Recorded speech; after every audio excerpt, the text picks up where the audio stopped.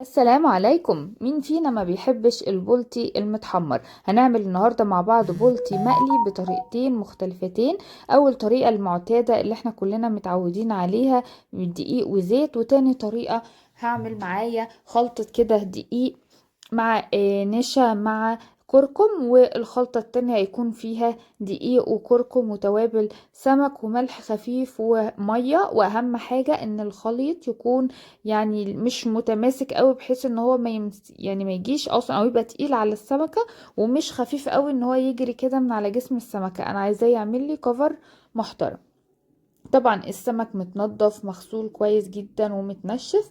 هنزل بقى في الدقيق كده. انا عايزه اغلف السمكية كويس جدا بالدقيق الجاف، وبعد الدقيق هنزل بيها في الخليط اللي احنا قلنا عليه. فايدة الكركم هنا ان هو بيديني اللون اللي احنا شايفينه ده، بيديني اللون اصفر وبيكون حلو قوي في التحمير.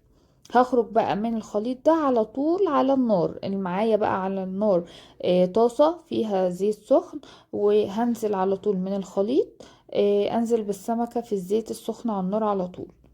هنكرر بقى نفس الحركة ونفس العملية دي مع باقي كمية السمك اللي عندنا لحد ما نخلص الكمية كلها.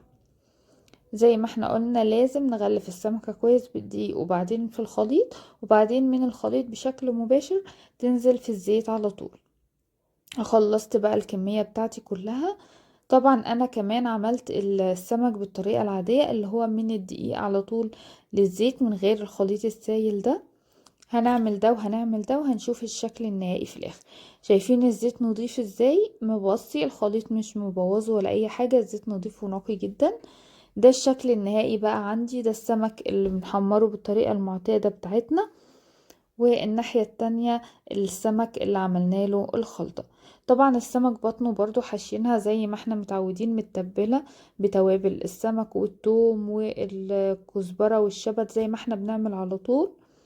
شايفين بقى الشكل النهائي كده ليها عامل ازاي، مقرمشة جدا، لونها تحفة، طعمها حلو جدا يا جماعة، واخدة كفر حلو قوي.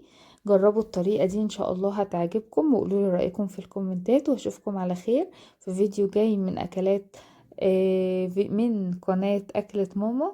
سلام.